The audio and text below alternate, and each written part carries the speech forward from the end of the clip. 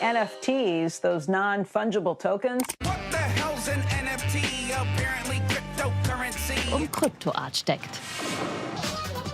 NFT, vous ne comprenez rien, pas de panique.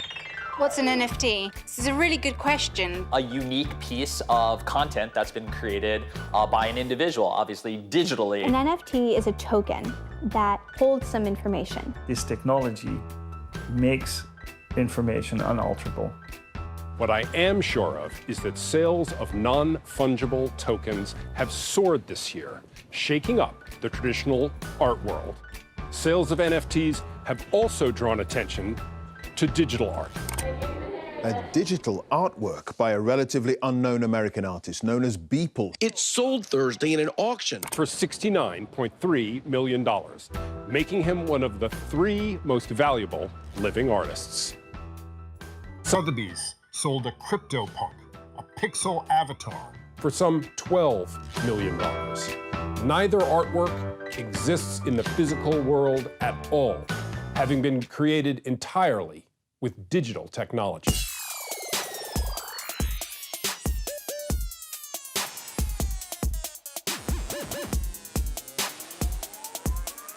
I think the most talented artists, in my opinion, of our generation are digital artists. And in the beginning, I think, but very few people ever collected digital art, right? No one really took it seriously because it was like, you know, I can see it for free, you know, why would I buy this, right?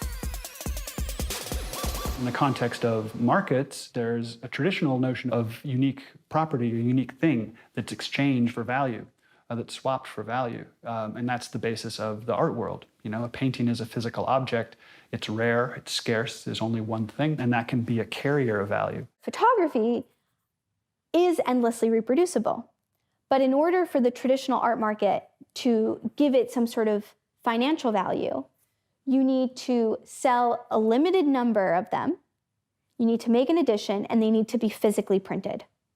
Digital art, even more than photography, is like not meant to be printed. So it's not that value didn't exist in digital art, it's just that it couldn't accumulate financial value.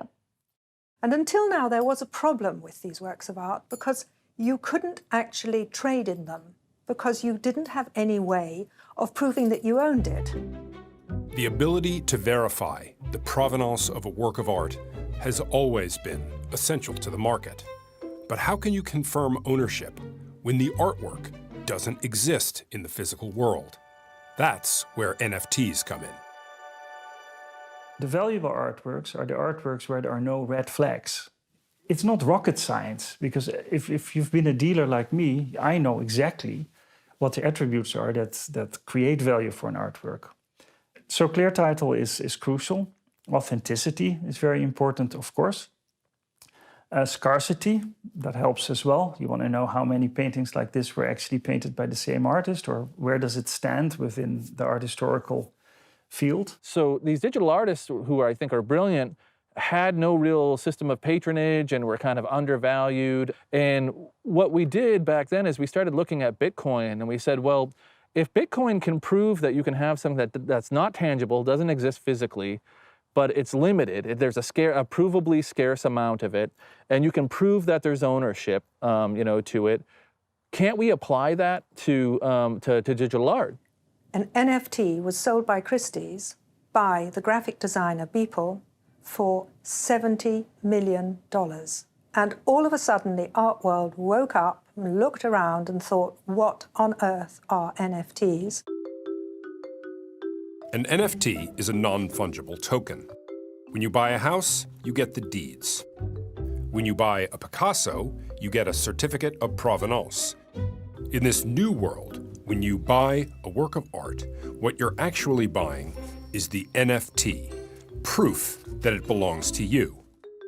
The proof is written in the blockchain. It's a virtual ledger that records the transaction and cannot be altered. But an NFT can be traded, and these crypto certificates are changing the art market, with digital creators selling their works for huge sums. Because now, for the first time on the internet, you can really own something and you can trade it on any market you want to, including ours. So currently we're seeing a lot of really exciting activity around digital art, and it's sort of forming a brand new market that never really existed. But NFTs go far beyond that. So things like event tickets, game items, domain names, all could potentially be turned into NFTs. Anything you want. An artist can make an NFT and put in the contract that if you buy this piece of art, it allows you to have dinner with me. It allows you to come to my studio and I'll do a self-portrait. It allows you to get the paint buckets that I used. I'm sure if NFTs were around when Jackson Pollock was around, and you could get the empty paint buckets, that those paint buckets today would be worth just as much as the damn paintings. This is a game-changing technology because of the contract underneath the collectible. So it's not just digital assets. You can use NFTs to trade full or part ownership of physical assets too. Anything from paintings to sports highlight reels to sports cars.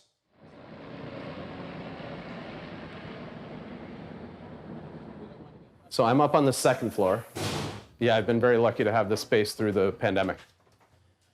I'm very curious about NFTs. What I like about NFTs, my personal romantic vision of it, is it's the wild, wild west. For me, I'm very curious to see what artists do with it. You know, it's still in its early days. You know, can a poet read a few lines of their poem and have their voice be embedded in that NFT? Can I incorporate parts of my process? Can I incorporate parts of my inspiration in a video form? Like, you know, some of these colors are inspired by graffiti work I've seen around my neighborhood. Is there a way to like incorporate some of that people don't get when they just see my painting? That's what I'm most excited about. I had a discussion with my students recently about NFTs. They're very curious. It seems like many of them don't know much about it. But in terms of art making, if you're 15, you have a voice, you have things you want to say, and you can say them. And an NFT may give them a wider platform, just like social media has given them a wider platform. An artist who's young today is going to get educated. They're 25 years old. There was no option for them not to use the high market art world infrastructure, a gallery, an auction house. I believe this gives them options. I've always felt when I was in the art market that we were excluding so many people. It was not an inclusive market. We built these little temples for art. We create art fairs with only champagne and caviar. It was not a very inclusive world. Hey. How are you? Good, how are you? Good to see you. Nice to see you in person. Yeah, I know. Thanks for meeting. And we showed together in Times Square, right? We did. So you were part of Cube's Art Fair show. How crazy was that? It was amazing. So since the campaign, a number of my clients talked to me about how I just literally needed to put everything else on hold to focus on NFTs. And I was like, hey, I'm busy enough as it is. Like, that's not even possible. Right. But then once I brought in this mentor, crypto sensei, and he started just kind of showing me what I could do with it, I was like, oh, okay, actually. So are you my crypto sensei? Is that? I guess I could be your baby sensei or something. I'd have to ask crypto sensei if I'm. Do you think you'll be ready to? That is the plan. I haven't said it out loud yet. Yeah, let's do it. That's the plan. Awesome. By the way, there's Oh, come all in- this here, come in so for a sec. maybe I need to clear some of this out. So honestly, probably the most confusing part wasn't even like the minting and listing part. It's really just understanding, you know, how to set these initial things up. Sure. How to resize your images so they fit the requirements, say for like OpenSea. Right. You know, but Okay. it's once I show you, you'll be like, it's not that bad. Okay. Yeah. Okay, so let's say now we have $400 of ETH in your account, and you're like, okay, I want to go mint, you know, 3 NFTs tonight. Now, one of the things you have to keep in mind is with your images, you need to have, every platform has its own size requirements for the files or the NFTs that you're selling. So the platform that we're going to be using in this is OpenSea. Thank you. Here's a couple, so like this is one of the pieces that I'll be dropping in the coming weeks. Random thought. I've heard a lot of people talking about kind of where the NFTs might go, and I mean, even cryptocurrency too. And, and then I have a lot of friends who push back being pretty traditional artists, and even students who say, like, it's just a fad, this is dumb, it's not real art.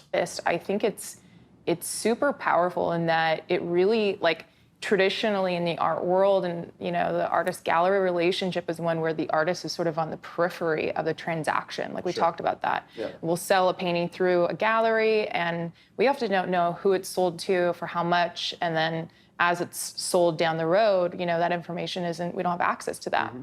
This gives artists the ability now to sort of be at the center of the transaction and have control and oversight over their work in ways that we've never had. Mm-hmm.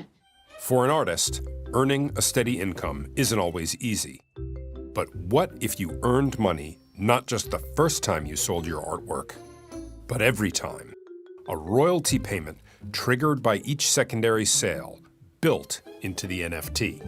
Every time there's a secondary sale, today the standard is about 10% of that sale goes back to the original artist, which is amazing because all my art friends, as a failed artist and all my art friends, in 40 years, I knew one artist who actually lived off of just making art. All the other ones were either teachers or did something else. Every time that piece of art sells, the artist is going to make money. So they're winning on two new fronts, a bigger percentage of the upfront sale and the ability to make royalty on every concurrent sale in perpetuity. I think we're going down the road of more content creators monetizing their skills and their talents and finding ways in which that, they can be paid for that. And here's a verifiable way to do that. So it's very intriguing. So, NFTs are making the art world more accessible, and that's a good thing.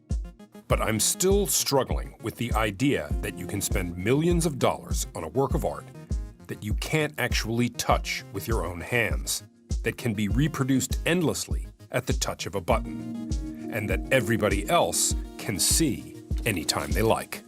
I really don't think there's a difference between someone buying a Gauguin and putting it above their couch and someone buying a Beeple and posting on social media that they own it. It's the same. Ownership is a stronger claim over something than a like, right? Social currency. It's why Mercedes and Nike matter. It's also how you express yourself. When you buy a very expensive painting and you put it in a warehouse in Morocco for tax reasons, how many people are you showing that you have it? I love this farce that you have the physical. Most of the most valuable stuff sits in warehouses. What are we talking about? When you do it digitally, everybody knows. Now, ladies and gentlemen, comes the opportunity to purchase. So who's buying? Art lovers or speculators?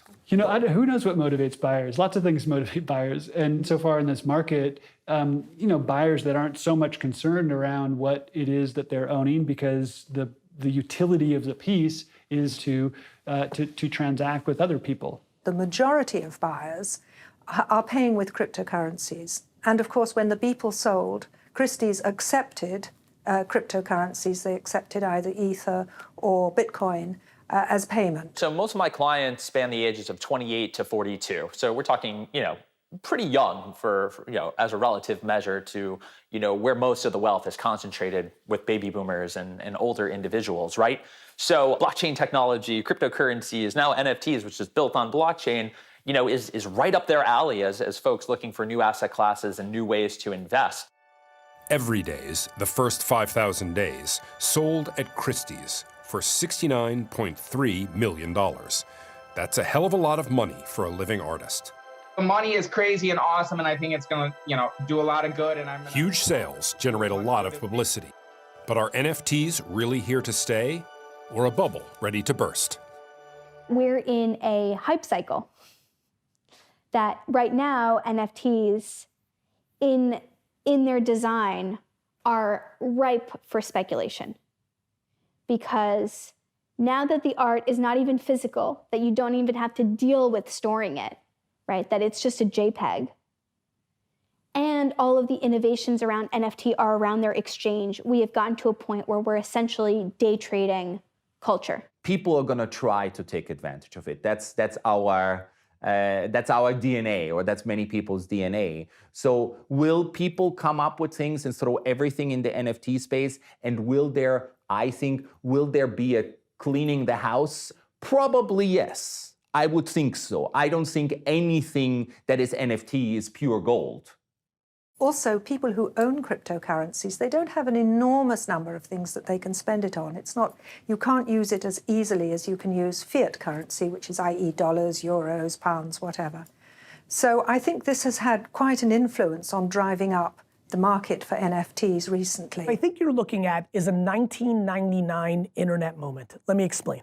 I'm going to give you the prediction right now, because I'm old and I see the patterns. This next 6 to 12 months, greed will take over. Everybody will put out NFTs. People will buy, trade, sell, steal, rip off, try to trick you and do the wallet. There'll be so much happening. Some people will make fast money. It will collapse. There is an absolute guaranteed NFT winter coming. And what's going to happen? I'm going to be buying NFTs during that time, building NFTs, because I know behind it is exactly what happened with the internet. Behind it, and this happened with personal computers. Apple had these moments in the early 80s. This is what always happens with the biggest technologies. Overall sales of NFTs surged in the third quarter, reaching $10.7 billion. That includes art, but also videos, collectibles, and even assets in virtual worlds. It's easy to be a believer when you're making money. But we should also remember that this technology is still young, and there are bound to be challenges. When that big Beeple sale came in and all the attention came in, people are like, wait a minute, this stuff's really hard to use. I thought it was supposed to be like democratized, and I'm confused and I can't figure this out. The big things today are just getting cryptocurrency takes a long time. You have to hook up your bank to something like Coinbase and get some currency. So a lot of people compare NFTs to buying an asset or a right to a copyright. But actually there are no copyrights associated with an NFT. There might be in the future, but at the moment there is, it is essentially a contract between you and the artist. Then you have to get your head around, when I want to send this currency somewhere, there's a gas fee, so some of your money starts to disappear and you're not really sure why. You have to be careful. This is a speculative market. It's very linked to cryptocurrencies, and it's going to be volatile. And then you need to install a MetaMask wallet if you're going to collect these Ethereum NFTs. This is like a lot for most people. And then you have to memorize, make sure that you don't ever lose your code, because there's no helpline. If you lose this code, you're not ever, you own these things, and if you lose the code, you're in trouble. Good morning. Oh, why, hello there. Good, how are you? I'm good. I have some news. What? I sold my first NFT. What? Congratulations. Thank you. 3 days. Awesome. Isn't it like once you've done it, you're like, whoa, it's like it clicks in? My mind is completely blown. I figured this one would be like, I don't know, maybe I'd go beg someone. I don't know. Mom, come on, get a crypto wallet. This is a guy who bought a couple of paintings a couple of years ago, but I had a bunch of other people reach out that I've never met, and other collectors who are interested, and so it's been good. And I think this whole thing, this whole movement, NFT movement, is like about empowering artists economically. Yeah. So I feel like we're just, really are at the beginning of NFTs, and then we're also at the beginning of this wave of artists from the traditional art world coming in. Correct. So, yeah. Well, and I love seeing what you're doing. You have more dropping too. Thank you. Yeah. So I'm thinking of just doing some small drops, but then December 1st, I'm gonna do a big drop at Art Basel. I'll see you in Miami. We'll have to celebrate Miami. We'll celebrate in Miami. All right. A lot of people are in the NFT market to make money. New markets attract speculators. That's nothing new. But you must remember, where there's money to be made, there's money to be lost. For the artists themselves, however, this new technology is opening doors. It's just not clear yet where those doors will lead.